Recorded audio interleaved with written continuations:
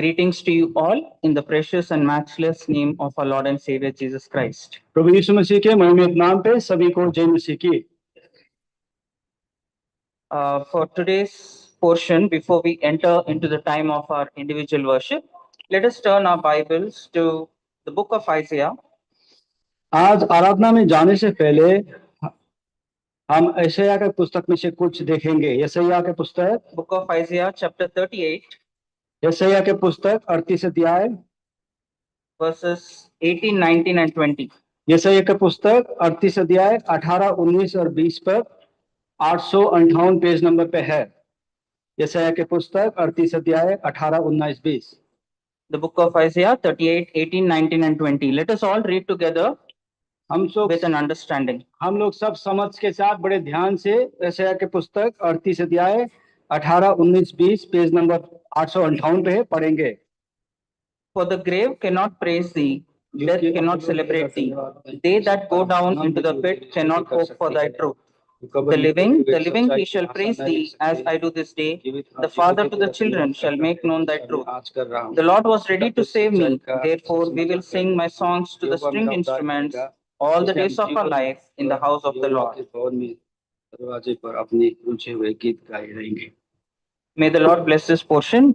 Let us look unto the Lord for his help. इस भाग पढ़ने में प्रभु हमारी आशीष, प्रभु सहायता करे, हम प्रार्थना करेंगे। My loving and living Heavenly Father, King of Kings and Lord of Lords, in the precious name of the Son, Lord Jesus Christ, we come into thy presence to worship thee. Lord, we thank you for the word that you've given to us. Lord, help us to listen to thy voice and worship thee in spirit and in truth. Lord, as unworthy as I am, hide me behind thy cross and purge me and prepare me to do thy ministry. Lord, I pray that you might fill me with your Holy Spirit so that the right words might come out of my mouth. Lord, we thank you for all the brothers and sisters who have gathered here. We thank you for the brothers and sisters who have come from Manesar as well. Lord, we pray for all those who are still on the way that they might come on time. Lord, this manner we commit the rest of the time into your loving care. In Jesus' most precious name we pray. Amen.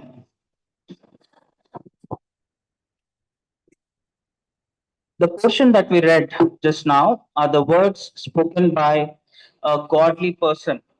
जो भाग अभी हमने पढ़ा, एक बड़े ईश्वरीय व्यक्ति ने इस वचन को कहा था। He is saying, according to Isaiah 38 verse 19, he is saying, the living he shall praise thee as I do this day. यहाँ पे 38 अध्याय के 19 पद में ये कह रहा है, जीवित, हाँ जीवित ही तेरा धन्यवाद करता है जैसा मैं आज कर रहा हूँ। In other words, he is saying that, Lord, because you have kept me among the living, I am able to praise thee. एक दूसरे शब्दों में हम ये कह सकते हैं कि प्रभु आपने मुझे जीवते के धरती पे रखा है, इसलिए आज मैं तेरी प्रशंसा कर रहा हूँ। I'm sure you all would have understood who this person is from the Bible. आप लोग को समझ में आ गया होगा कि बाइबल में कौन सा व्यक्ति है। Right, he is King Hezekiah. ये हेजेकिया का शब्द है। You know, very recently, last week, on my way from Hyderabad to Delhi, I had a very rough flight. अब पिछले हफ्ते जब मैं हैदराबाद से दिल्ली को आ रहा था, मेरा फ्लाइट में बड़ा गड़बड़ी हुआ। You can imagine my condition inside. आप मेरे हालत को अंदर अनुभव कर सकते हैं। I was praying unto the Lord and introspecting myself. और मैं प्रभु को प्रार्थना कर रहा था और अपने आप को जांच रहा था। By God's grace, I landed safely here.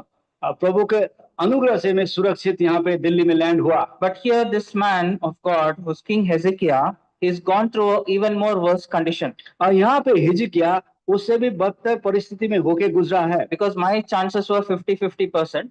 क्योंकि मेरा जो बचने का उम्मीद जो 50-50% था। But this man, for sure, was going towards the death.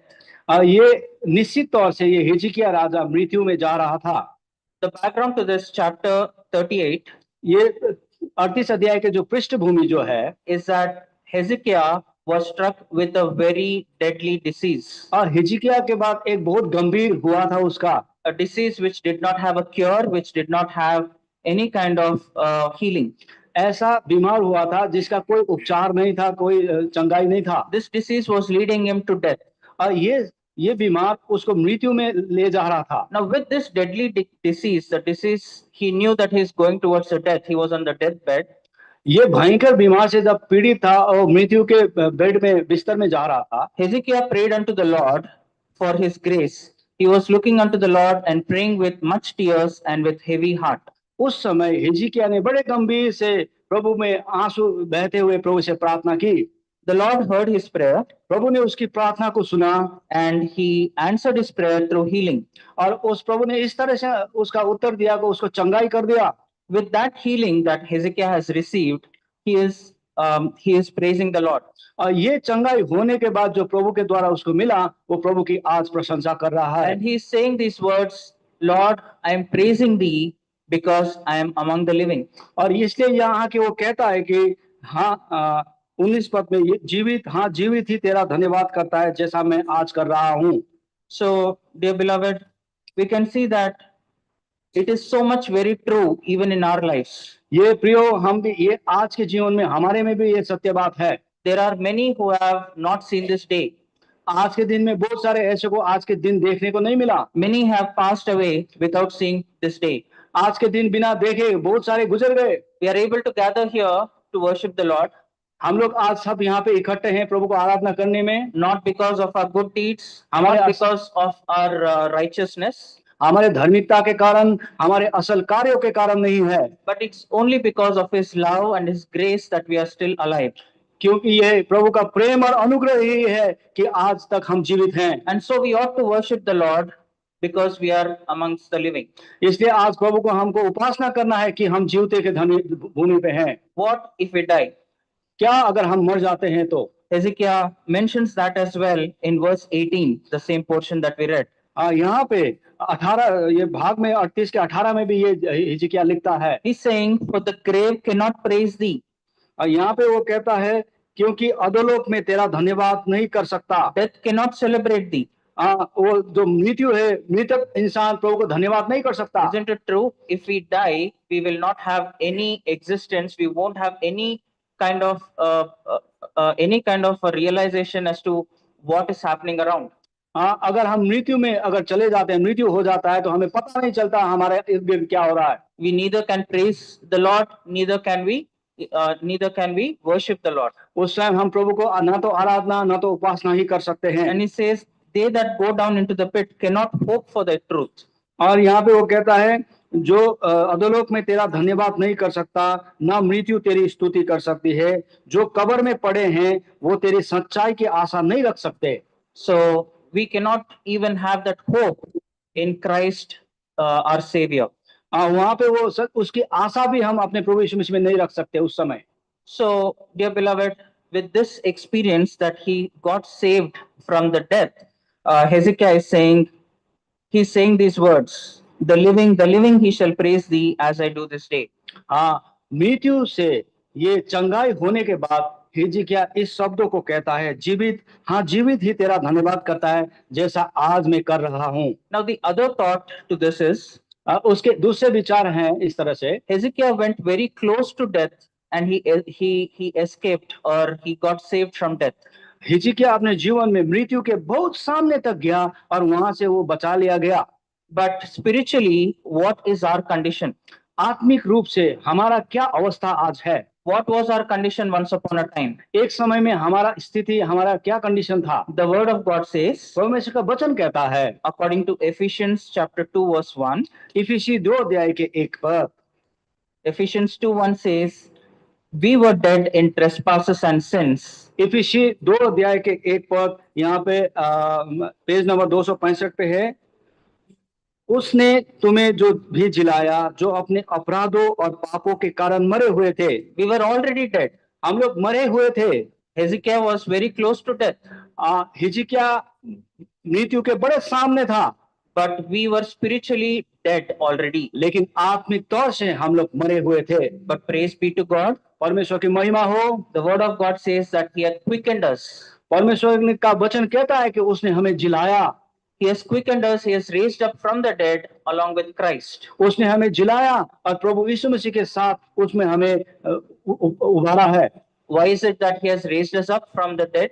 हम मृत्यु से हमें क्यों जिलाया उसने? Why did he quicken us? क्यों उसने हमें जिलाया? Because we ought to worship him, so that we can offer our worship and praise unto him. ताकि हम उसकी उपासना और आराधना चढ़ाएं। Dear beloved, this is a very crucial experience. I'm sure we all have experienced at some time in our lives. ये सारी अनुभव हम अपने जीवन में कभी न कभी अनुभव कर चुके हैं। Through the diseases that we get, हमारे जीवन में हो सकता है हम through the बीमारियां journeys we आए, take, journeys जो we यात्रा take, के दौरान we would have experienced that deadly situation from where the Lord has brought us out. ऐसे भयंकर सिचुएशन परिस्थिति का हमने कभी ना कभी हमें याद किया होगा। And so Hezekiah, with that experience, he is offering his worship unto the Lord. Hezekiah इसी अनुभव के लिए प्रभु को आज उपासना कर रहा है। A similar experience and a mindset we can see from another man of God from the Bible. इसी हिजकिया के जैसे ही परिस्थिति में गया हुआ इसी अनुभव जैसा एक दूसरा व्यक्ति बाइबल में देख सकते हैं। He is David. ये दाऊद था। Please turn your Bibles to the book of Psalms, भजन संहिता के पुस्तक chapter 30, 30 अध्याय verses 8 and 9. भजन संहिता 30 अध्याय 8 और 9 पर पेज नंबर 673 पे है 673 8 and 9 सुनिए। Yeah, book of Psalms, chapter 30, verses 8 and 9. भजन संहिता 30 अध्याय 8 और 9 पर, हे यहोवा, मैंने तुझी को पुकारा और यहोवा से गिड़गिड़ा कर ये विनती की कि जब मैं कर्ब में चला जाऊंगा तब मेरे लहू से क्या लाभ होगा। Yes. See what is he saying? What profit is there in my blood when I go down to the pit? वह कह Shall रहा it है thus praise thee? Shall it declare the truth? जब मैं कब्र में चला जाऊंगा क्या मेरे लहू से क्या लाभ होगा। क्या मिट्टी तेरी धन्यवाद कर सकती है, क्या वो तेरी सच्चाई का प्रचार कर सकती है। So we see that David also has this same understanding of the Lord, and he is saying that if I'm alive, I can worship thee. इसलिए हम यहाँ पे देखते हैं कि दाऊद का भी वही समझ था जो हिजकिया का था। वो कहता है कि अगर मैं जीवित रहूंगा तो प्रभु की उपासना कर पाऊंगा। More clearly, we can see in Psalm chapter 6, verse 5. और भजन संहिता 6 अध्याय के 5 पद में भी हम कुछ देखते हैं। The book of Psalms chapter 6, भजन संहिता 6 अध्याय 5 पद verse 5. 656 He says, for in death there is no remembrance of thee, in the grave who shall give thee thanks? क्योंकि मृत्यु के बाद तेरा स्मरण नहीं होगा, अधोलोक में कौन तेरा धन्यवाद करेगा। So who shall give thee thanks if I die? अगर मैं मर जाऊं तो कौन धन्यवाद तेरे को करेगा। Dear beloved, a sinner when he dies, it is just not that the end result is the grave or the pit. जब एक पापी मनुष्य मरता है तो सिर्फ वो कब्र तक ही नहीं पहुंचता। The sin that he committed would lead him to God's wrath. जो पाप उसने जीवते हुए किया है वो परमेश्वर का क्रोध उस पर उतर आएगा। And that eventually will lead to the eternal hellfire. इसलिए वो जलती हुई आग में अधोलोक में उसको जाना पड़ेगा। So our spiritual condition was that we were all dead in trespasses and sins. जैसे हमने देखा कि हमारे आत्मिक स्थिति ये था कि हम पाप और अपराध में मरे हुए थे। Not only that we went to the pit, but also we were destined to the hellfire. हम लोग वो खाड़ल में नहीं लेकिन हम लोग अनंत आग में जाने वाले थे। But praise be to our Lord who has shown his love and saved us from that eternal hellfire. लेकिन प्रभु की स्तुति हो, उसने हमें प्रेम से बचाया और वो अनंत आग में जाने से उसने हमें बचाया। Just like how the Lord had saved Hezekiah from the mouth of death, the Lord also saved us from going to the eternal hellfire. जैसे हिजकिय्याह को मृत्यु के मुख से प्रभु ने बचाया, वैसे ही हमें भी अनंत के आग में जाने से प्रभु ने हमें बचाया है। Today, because we are spiritually alive, we can also say that, Lord, because I'm alive, I will offer my praise unto thee. इसलिए आज हम आत्मिक रूप से शारीरिक रूप से जीवित हैं तो हम प्रभु को कहें कि प्रभु आज जीवित हैं, इसलिए हम तेरी आराधना उपासना चढ़ाता हूं। With the experience that Hezekiah had of the great saving from the death, he is also worshipping the Lord. जो अनुभव हिजकिय्याह गया, जो मृत्यु के मुंह से वो बच गया, तो वो प्रभु को आराधना उपासना चढ़ा रहा है। Today, as we gather together, आज हम जब इकट्ठे हुए हैं, let us see how Hezekiah has worshipped the Lord with some reasons that he has noted here. हम लोग देखें कि कैसे हिजकिय्याह ने कुछ कारण दे के प्रभु को उपासना कराया। We can see in the same portion, Isaiah chapter 38, verse 17. ये 38 अध्याय के यशायाह 38 अध्याय के 17 पद में हम देखते हैं। We'll divide this verse into three portions to see the reasons for how Hezekiah is offering his worship unto the Lord. ये 17 पद को हम 3 भाग में बांट के देखते हैं कि कैसे हिजकिय्याह प्रभु को उपासना कर रहा है। Let us look into these fragments. Firstly, the middle portion of verse 17. ये 17 अध्याय के बीच के भाग को हम पहले देखते हैं। It says, "Thou hast, in love to my soul, delivered it from the pit of corruption." परंतु तूने स्नेह करके मुझे विनाश के गड्ढे से निकाला। Because of love. क्योंकि स्नेह करके यहाँ पे वर्ड स्नेह लिखा है, ये प्रेम है। Because of his love, he's saying that because of your love towards me, you have saved me from that pit of corruption. यहाँ पे हिंदी बाइबल में स्नेह करके लिखा गया है, इसका मतलब प्रेम है। परंतु तूने स्नेह करके अर्थात प्रेम करके मुझे विनाश से के गड्ढे से निकाला है। Lord, the Lord's love is uncomprehended. We cannot comprehend his love. It is an eternal love. प्रभु का जो ऐसा प्रेम जो हम समझ से परे है, जो अनंत का प्रेम है। Isn't it true, just because of his love, that we are alive today and sitting here? क्या ये इस बात सत्य नहीं कि परमेश्वर के प्रेम के कारण ही आज हम जीवित हैं और यहाँ पे इकट्ठा हैं? Both physically and spiritually, we are alive just because of his love towards us, not because of our good deeds, not because of our righteousness. हम शारीरिक तौर से, आत्मिक तौर से आज जीवित हैं, हमारे अपने कर्मों के कारण नहीं हैं। Where did the Lord show this love? कहाँ पे प्रभु ने इस प्रेम को दिखाया? First question is, where did he show this love? पहला सवाल है, कहाँ पे प्रभु ने इस प्रेम को दिखाया? He's shown this love on the cross of Calvary. ये प्रेम प्रभु ने कलवरी के क्रूस पे दिखाया। Second question, who has shown this love? दूसरा सवाल है, को किसने ये प्रेम दिखाया? The love was shown through his son, Lord Jesus Christ. जो प्रेम प्रभु यीशु मसीह पिता के पुत्र प्रभु यीशु मसीह के तहत हमें दिखाया गया। And the third question is, when did he show this love? When? अब ये सवाल ये है कि कब ये प्रेम दिखाया गया? He showed his love while we were yet sinners. ये तब दिखाया गया जब हम पाप और अपराध में मरे हुए थे। Romans chapter 5 verses 6 to 8, we can see this clearly. रोमी 5 अध्याय 6 से 8 पद में हम इसको बड़े साफ शब्दों में देखते हैं। रोमी के पुस्तक Chapter 5 अध्याय, we can see the expressions there that the Lord showed his love while we were yet sinners. रोमी 5 अध्याय यहाँ पे 6 से 8 पद में हम यहाँ पे देखते हैं कि जैसे हम पाप और अपराध में मरे हुए थे तब उसने हमें ये प्रेम दिखाया। And also we see that while we were yet enemies, he loved us. हम यहाँ पे ये भी देखते हैं कि जब हम प्रभु में शत्रु थे, उसके बलवी थे, तब उसने हमें प्रेम किया। While we were yet without strength, he loved us. जब हम निर्बल थे तब उसने हमें प्रेम दिखाया। While we were yet ungodly, he showed us his love and he gave up his life for us. जब हम ईश्वर रहित थे तब उसने अपने जीवन देके हमें प्रेम दिखाया। Dear beloved, we need to understand that we were already dead in sins. हमें ये समझना है कि हम लोग पहले से ही पाप और अपराध में मरे हुए थे। पेज नंबर 213 पे है ये। We were destined to that hellfire, eternal hellfire. हमारे लिए निश्चित था कि हम अनंत के आग में जा सकते थे। And that is when he showed his love on the cross. तभी जब उसने प्रभु में क्रूस में हमें प्रेम दिखाया। His hands were nailed to the cross. उसके हाथ पे कीले ठोके गए। His feet were pierced with nails to the cross. और उसके पैर में उस क्रूस में कीले ठोके गए थे। His side, a spear was pierced through his side. और उसके यहाँ से उसके भाले ढाले गए थे। And his back was plowed with a whip of thorns.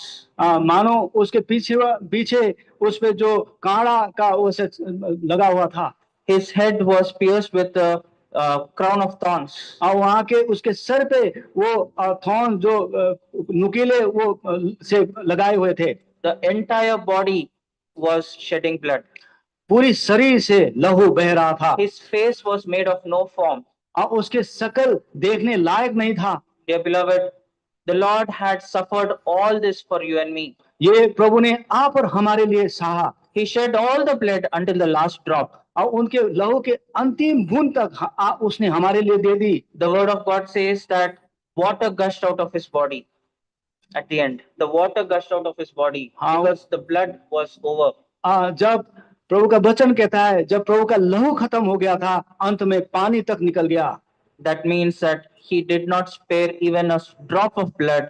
He shed the entire blood for you and me for the remission of our sins. उसने हमारे लिए अपने शरीर के अंत लहू के जो है बूंद तक हमारे लिए दे दिया। That is the reason here we see this worship. The reason for his worship is that, Lord, because of thy love towards me, you have delivered me from the pit of corruption. इसलिए यहाँ पे हम देखते हैं कि उसने तेरे प्रेम जो मेरे लिए किया है, उसके लिए तूने मुझे यहाँ निकाला है।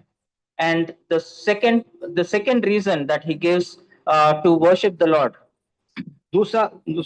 the second reason that Hezekiah gives to worship the Lord, दूसरा कारण जो हिजकिय्याह देता है प्रभु को आराधना करने के लिए, is again from the same verse. वो एक ही वही वर्ष पे है, Chapter 38, Isaiah 38 verse 17, 38 अध्याय के 17 पद पे, last portion. अंतिम भाग। For thou hast cast all my sins behind thy back. क्योंकि ये 17 के आखिरी भाग, क्योंकि मेरे सब पापों को तूने पीढ़ के पीछे फेंक दिया है। Yes. Is that not true in our lives? क्या ये सत्य नहीं है हमारे जीवन पे? When we had realized about our condition, when we confessed our sins, the Lord has taken away all our sins upon his back. जब हमने अपने पाप को माना, स्वीकार किया, प्रभु ने हमारे सारे पाप को अपने पीठ के पीछे फेंक दिया। The word of God says, according to Micah 7:19, that the Lord has removed all our sins has cast away all our sins into the depths of the sea. Mika 7 अध्याय के 8 पद में कहता है, प्रभु ने अपने सारे प्राण को हमारे समुद्र में फेंक दिया है। Isaiah 43:25 says that the Lord has blotted out all our sins and he remembers them no more. प्रभु का आइज़ाया 43 अध्याय के 25 पद में कहता है, प्रभु ने हमारे सारे पाप को मिटा दिया है और किसी को वो याद नहीं करता।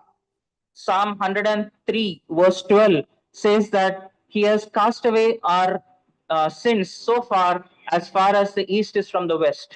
भजन संग्रह 103 अध्याय के 12 पद में 103 verse 12. हाँ, 103 के 12 पद में कहता है कि प्रभु ने जैसे पूर्व पश्चिम से दूर है, उतना ही दूर हमारा पाप को फेंक दिया है। Dear beloved, what is it that we did that he had to forgive us? प्रियो, हमने ऐसा क्या किया जो प्रभु ने हमें क्षमा दिया? We have not done anything. हमने अपने आप से कुछ नहीं किया, purely because of his love. ये सिर्फ और सिर्फ उसके प्रेम के खातिर। Because of his love, he has that he has towards us, he has chosen us and he has forgiven us our sins.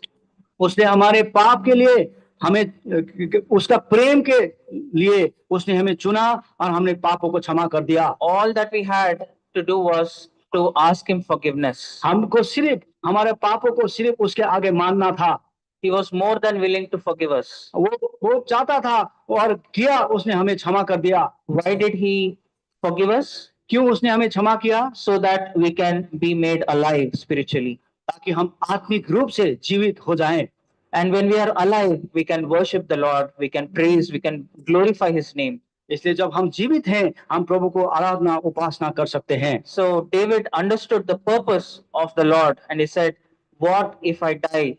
Will the grave worship thee? Will the grave give you the praise?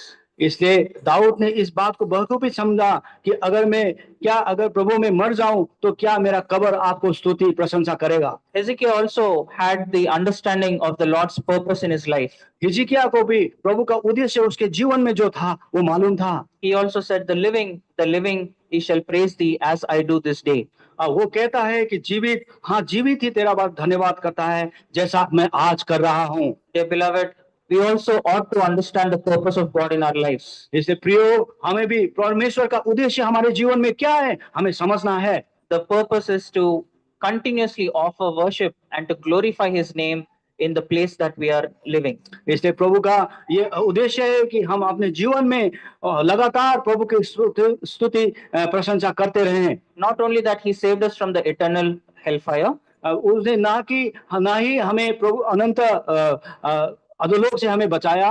He is also calling us as a spiritual house. हमें वो एक आत्मिक घर मंडली वो कह रहा है। Please turn your Bibles to the letter, Paul's letter to First Peter, पहला पत्रस chapter 2, verses 4 and 5. पहला पत्रस 2 अध्याय Someone can read. 4 और 5 पद कोई पढ़ सकते हैं, पेज नंबर 324 पे कोई और पढ़ सकते हैं। First Peter, chapter 2, verses 4 and 5. पहला पत्रस 2 अध्याय 4 और 5 पद। उसके पास आकर जिसे मनुष्य ने तो निकम्मा ठहराया, परंतु परमेश्वर के निकट चुना हुआ और बहुमूल्य जीवित पत्थर है। तुम भी अब जीवते पत्थरों के समान आत्मिक घर बनते जाते हो, जिससे याजकों का पवित्र समाज बनकर ऐसे आत्मिक बलिदान चढ़ाओ जो यीशु मसीह के द्वारा परमेश्वर को ग्रहण हो। Yeah. Please observe here, he's saying that he's calling us as lively stones. और यहाँ पे हम देखते हैं कि वो हमें एक जीवते पत्थरों के तरह बुला रहा है। Spiritual lively stones. आत्मिक जीवते पत्थर। We all who are sitting here are spiritual lively stones. जो हम सब यहाँ पे आज बैठे हुए हैं, हम आत्मिक जीवते पत्थर हैं। And when we are all put together, we become a spiritual house of the Lord. और जब हम ये पत्थर जब इकट्ठा मिलते हैं तो परमेश्वर के लिए एक आत्मिक घर बन पाते हैं। He is calling us all together as a spiritual house of God. इसलिए वो हमें सबको एक आत्मिक जीवते पत्थर बोल के बुला रहा है। The house of God is not made of bricks and cement. और परमेश्वर के घर ये सीमेंट से ये ईंट से नहीं बनता। But because the spiritual house is called as lively stones about you and me. इसलिए ये आत्मिक घर, ये जीवते पत्थर आप और हम के द्वारा हमारे द्वारा बनता है। Why is he calling this way? इस तरह से वो कैसे क्यों बोल रहा है? In the same verse we see that so that we can offer spiritual sacrifice. इसी वर्ष में ये कहता है जिसके हम उसको आत्मिक बलिदान चढ़ाएं as acceptable unto Christ Jesus. जो यीशु मसीह के द्वारा परमेश्वर को ग्रहण है। And what are those spiritual sacrifice? ये आत्मिक बलिदान क्या है? It's nothing but our worship in spirit and in truth. ये कुछ और नहीं लेकिन हमारे आत्मा और सच्चाई के साथ हमारा आराधना उपासना है। Dear beloved, मेरे प्रिय भाइयों, the Lord not only saved us from the eternal hellfire, प्रभु ने सिर्फ हमें अधोलोक से ही नहीं बचाया, he has shown his love on the cross to save us. उसने अपने जीवन क्रूस पे दिया ताकि वो हमें बचाए। And after saving us, he's also calling us as lively stones and a spiritual house of God. बचाने के बाद वो कह रहा है हम लोग परमेश्वर का मंडली बनाने के लिए जीवते पत्थर हैं। Not only that, he has made us a spiritual house of God. वो उसने हमें सिर्फ आत्मिक घर ही नहीं बनाया। When we go back to our homes, जब हम अपने घर पे जाएंगे, in our daily lives, हमारे प्रतिदिन के जीवन पे, the Lord is more than sufficient to carry us through in our day-to-day lives. और प्रभु उससे भी ज्यादा हमारे दिन प्रतिदिन के जीवन पे वो हमारे साथ देता है। And that is what Hezekiah is saying here. इसलिए यह हिजकिय्याह कह रहा है, the same Isaiah chapter 38, यशायाह 38 अध्याय verse 17, 17 पद, the first portion, पहला भाग, Isaiah 38 verse 17. ये 38 अध्याय यशायाह 17 पद के पहला भाग। Behold, for peace I had great bitterness. देख शांति ही के लिए मुझे बड़ी कड़वाहट मिली। In Telugu it is translated as the great bitterness and troubles are the ones which have led me towards this peaceful condition. हाँ, ये तेलुगु में इस तरह से लिखा गया है कि जो सतावट और जो परीक्षाएं समस्याएं मुझे मिली वो मुझे शांति की ओर ले गया। I'm sure the Hindi also says the same, gives the same meaning. देख शांति ही के लिए मुझे बड़ी कड़वाहट मिली। यहाँ पे कह रहा है कि शांति के लिए मुझे कड़वाहट के जाना पड़ा। So in our spiritual lives, हमारे आत्मिक जीवन पे everything is not happy. सब कुछ सब शांतिमय नहीं होता। We all, even after we are born again, हम लोग प्रभु को पाने के बाद भी we all go through our own griefs. हमारे अपने अपने समस्याएं में होके हम जाते हैं। Troubles, problems, समस्याएं, व्यक्तिगत सारी समस्याएं। And also we go through that spiritual tiredness because we are going through a spiritual warfare in this world. क्योंकि हमें आत्मिक रूप से हमें लड़ाई हमेशा लड़ने पड़ता है। कभी-कभी हम आत्मिक रूप से थक जाते हैं। But the Lord allows this only for a moment, for a temporary time. लेकिन प्रभु का धन्यवाद हो, प्रभु हमें ऐसे कुछ क्षणिक समय के लिए ही प्रभु इस तरह से हमें लेके जाता And है। then he leads us towards a place of peace. और उसके बाद प्रभु हमें एक शांतिमय जगह में लेके जाता है He gives us joy और वो हमें आनंद देता है through his grace, through his mercies, and he also gives us that long suffering to us so that we can face a day-to-day life. उसके अनुग्रह, उसके दया और हमें सामर्थ्य देता है कि हम अपने जीवन में हम इसको सहन कर पाए। We see that in the book of Psalm, David also says the same thing. ये भजन संहिता की किताब में दाऊद भी यही कहता है। Psalms, the book of Psalms, chapter 30, ये 30 अध्याय, भजन संहिता 30 अध्याय, verse 5. 30 अध्याय के 5 पद। Someone can read Psalm chapter 30, verse 5. कोई पढ़ सकते हैं 30 अध्याय के 5 पद भजन संहिता।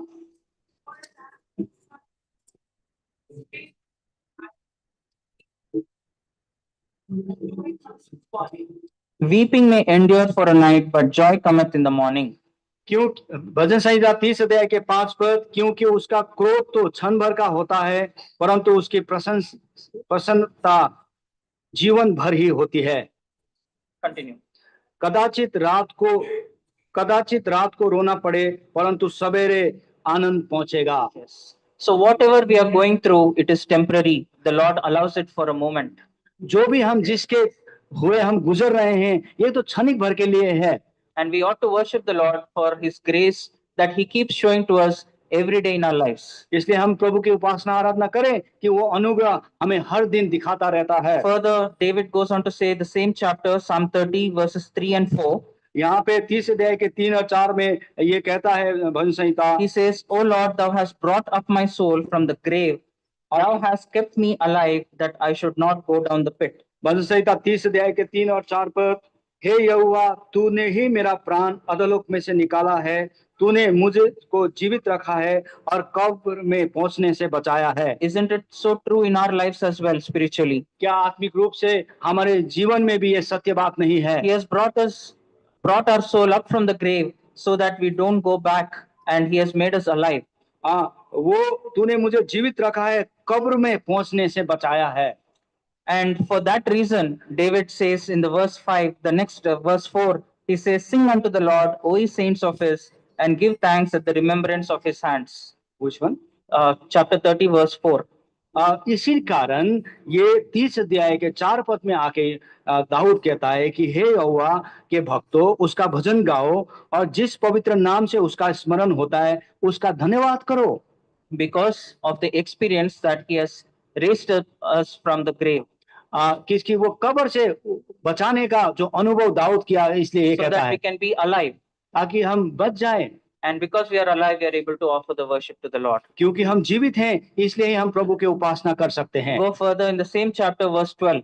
और यहाँ पे अगर 12 पद में हम देखें, To the end that my glory may sing praise to thee and not be silent. O Lord my God, I will give thanks unto thee forever. 30 अध्याय के 12 पद, ताकि मेरी आत्मा तेरी भजन गाती रहे और कभी चुप ना हो। हे मेरे परमेश्वर यहोवा, मैं सर्वदा तेरा धन्यवाद करता रहूंगा। David is saying, for the experience that he had, he is not going to be silent. जो अनुभव में होके दाऊद गुजरा, वो कह रहा है कि मैं चुप नहीं रहूंगा। He is saying, I will give thanks unto thee forever all the days of my life. वो कहता है मैं परमेश्वर यहोवा को सदा सर्वदा तेरा धन्यवाद करता रहूंगा। Dear beloved, how can we be silent for all that we have got from the Lord? मेरे प्रियो, हमको इतना प्रभु ने दिया है, हम कैसे चुप रह सकते हैं? He has shown his love. We were not worthy at all. उसने हमें तब प्रेम किया जब हम उस प्रेम के योग्य नहीं थे। He showed his love on the cross of Calvary. उस कलवरी के क्रूस में उसके प्रेम हमें दिखाया। He has taken up all our sins upon himself. हमारे सारे पाप उसने अपने आप पे ले लिया। We had to do nothing हमें but कुछ just ask forgiveness. हमें कुछ भी नहीं करना पड़ा, सिर्फ परमेश्वर के क्षमा मांगना पड़ा। He has saved us from that eternal hellfire. ये अधोलोक से उसने हमें बचाया है। Not only that, he's calling us as his spiritual house. यही नहीं, वो हमें अपना आत्मिक घर करके बुला रहा है। He's calling us as a holy priesthood. पवित्र याजकों के समान वो हमें बुला रहा है। and also He's carrying us through in our day-to-day lives. और हम दिन प्रतिदिन के जीवन में वो हमें लिए चल रहा है। Whenever we face our problems, He is giving His grace, His mercy, and long suffering so that we can experience the peace and joy. जैसे हम परिस्थिति में होके गुजरे हैं, वो अपने अनुग्रह दया दिखा के हमें दिखा रहा है ताकि हमें वो आनंद और मिले। How can we be silent? हम कैसे चुप रख सकते हैं? We also ought to worship the Lord, singing praises and offering our worship unto the Lord. इसलिए हम भी अपना गान के द्वारा अपने प्रभु को आराधना भजन करना है। The same experience of David we can see in the life of Hezekiah as well. जो अनुभव दाऊद के जीवन में था, हिजकिय्याह के जीवन में भी वो अनुभव हम देखते हैं। The same chapter that we are meditating, Isaiah chapter 38. ये ऐसे 38 जिसमें हम अध्ययन कर रहे हैं। The last verse that we read, verse 20. ये 20 पद, Isaiah 38 verse 20. यशायाह 38 अध्याय के 20 पद। Hezekiah is also saying, yes. हिजकिय्याह बोल रहा, यहोवा मेरा उद्धार करेगा, इसलिए हम जीवन भर यहोवा के भजन में तरवाले बाजों पर अपने रुचे हुए गीत गाते रहेंगे। Yes.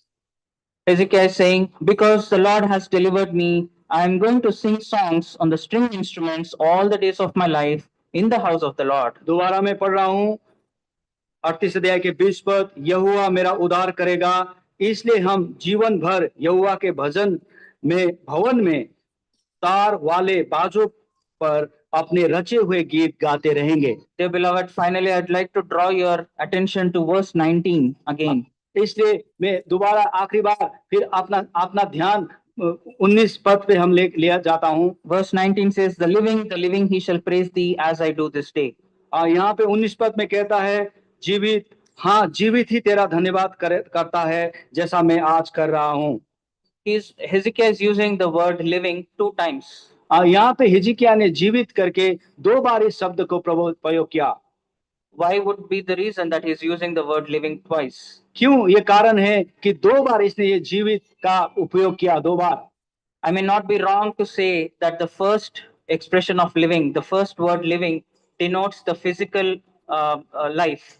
यहाँ पे जब उसने जीवित जो पहली बार ये प्रयोग किया, ये हमारे व्यक्तिगत शारीरिक जीवित रहने को दर्शाता है। And the second word living denotes the spiritual life that we are alive. और वो दूसरा जो जीवित रहना हमारे आत्मिक जीवन का जीवित उसको दर्शाता है। Dear beloved, only if we are alive both physically and spiritually, only then we can worship the Lord. इसलिए हमारे प्रियो, अगर हम शारीरिक रूप से जीवित हैं और आत्मिक रूप से जीवित हैं, तभी हम प्रभु की उपासना कर सकते हैं। If we are physically alive and spiritually dead, then our worship would be a mere lip service. हम लोग शारीरिक तौर से तो हम जीवित हैं, लेकिन अगर आत्मिक रूप से मरे हुए हैं तो हमारा आराधना करना सिर्फ हमारा शब्द ही होगा। It will not be acceptable to the Lord. वो प्रभु को ग्रहण योग्य होगा ही नहीं।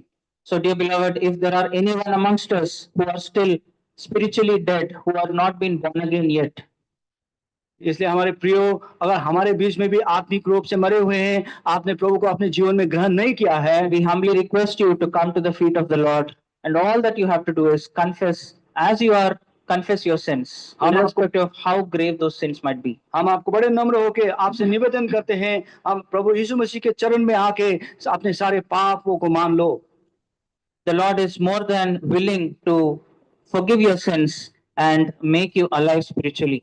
आपको उस सब पापों से क्षमा करने में और आपको आत्मिक रूप से जीवित करने में प्रभु बड़ा इच्छुक है। That's why Hezekiah says, the living he shall praise thee as I do this day. इसलिए यहाँ पे हिजकिय्याह कहता है, जीवित ही तेरा धन्यवाद करता है जो आज मैं कर रहा हूँ। Dear beloved, just like the experiences of Hezekiah and David, we also have experienced the same thing in our lives. मेरे प्रियो, जैसे दाऊद ने और हिजकिय्याह ने ऐसे अनुभव किया, आप और हमारे जीवन में भी ऐसे कुछ अनुभव हैं। They had their experiences physically because the Lord has saved them from the grave death. वहां पर उनको शारीरिक रूप से प्रभु ने उनको कब्र से बचाया, इसलिए वो उनके पास वो अनुभव था। For us, it is the experience should be twofold.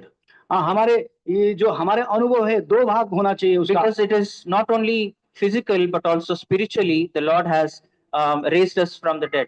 ये सिर्फ ना ही हम शारीरिक रूप से, लेकिन आत्मिक रूप से भी प्रभु ने हमें मृत्यु से उबारा है। And that's the reason just like Hezekiah is saying, "The Lord saved me, and so I will sing the songs to the stringed instruments all the days of my life in the house of the Lord." इसलिए हिजकिय्याह, जैसे हिजकिय्याह आके यह 20 पद में कहता है, यहोवा मेरा उद्धार करेगा, इसलिए हम जीवन भर यहोवा के भवन में तार वाले बाजे पर अपने रचे हुए गीत गाते रहेंगे। Our Lord is a living Lord, हमारे प्रभु जीवित परमेश्वर है and He deserves the worship from the living. और वो अपना जीवित होने के नाते जीवित जो हैं उससे अपना उपासना वो ग्रहण करता है। He deserves worship from both the physically alive and also spiritually alive. वो जो शारीरिक रूप से जीवित हैं और आत्मिक रूप से जीवित हैं, इससे आराधना का वो योग्य है। May the Lord bless this portion and help us to worship Him in spirit and in truth. प्रभु इस भाग को पढ़ने में सहायता करें और प्रभु को आत्मा और सच्चाईता में हम आराधना करें।